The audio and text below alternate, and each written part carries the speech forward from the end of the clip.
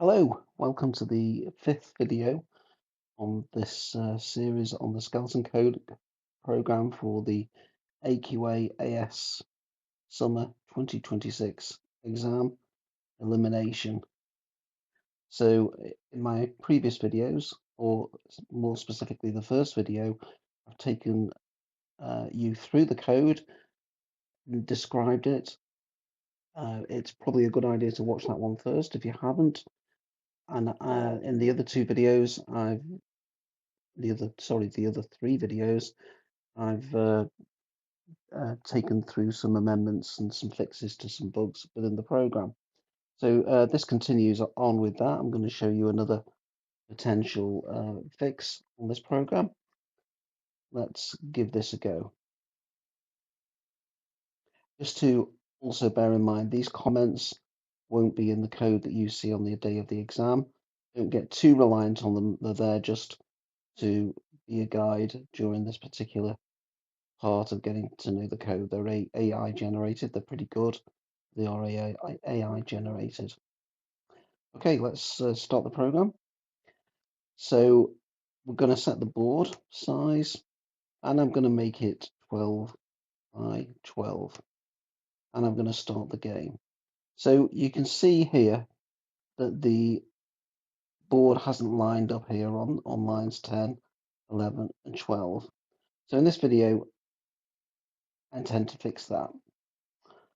Okay, so what we need to do is go to the method that displays the board. So I'm going to do a search for it here.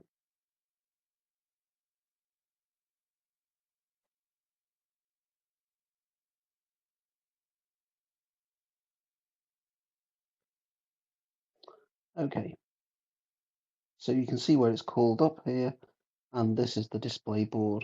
So it's quite a simple routine. Let's just get rid of that. We've got a write command, which of course doesn't put a new line on the end of it, so that will go across.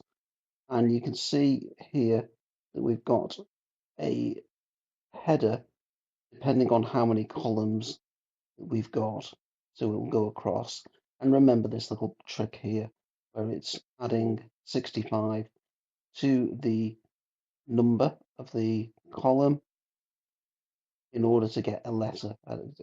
Basically, that 65 is ASCII value for A, and then it prints the header.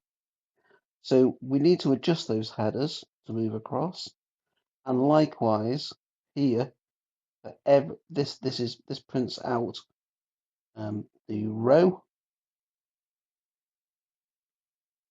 here for every column for each row. So you've got a little nested loop there. So we need to put something in there.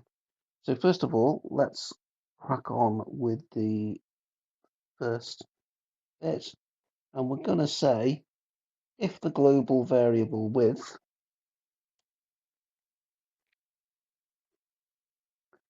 is greater than 9, that means that somebody set the board size as greater than 9. Then we need to give ourselves a bit more space in the headers.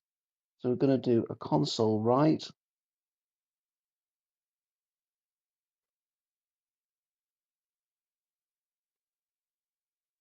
and we're going to do that. So we're just going to put an extra space in there.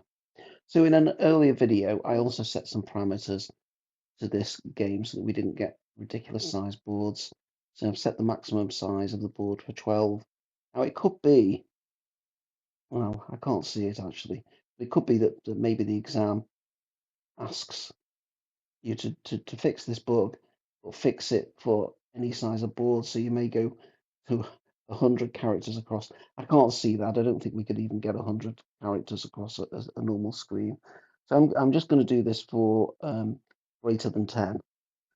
So that will move the columns over for the header column. This is basically just the header column. Now, then at the end of the headers, we do a write line and we do the rows underneath and then the columns within that. So what we need to say is for each row, you need to work out whether that row, if the width is greater than 9 and the row is also greater than 9, sorry, the row is less than 9. So this is basically rows 1 to 9 are not requiring, it will require an extra space. When we get to 10, we don't need that extra space. That, that will line it up. So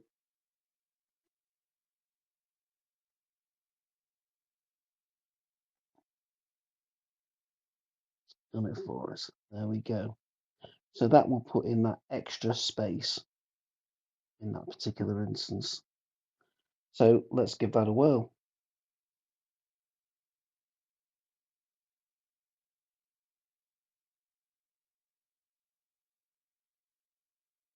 Got a bug on line 19. I think that was me just putting in accidentally putting a character in there. Let's just fix that. Okay. So we're going to set the board size. Let's go for 12 by 12, and then we'll start the game. And you can see this is lined up because it's put an extra space in there for the headers, and it's put an extra space in there for the 1, 2, 3, 4, 5, 6, 7, 8, 9. Okay. That concludes this video. More to follow. Thanks for watching. Bye for now.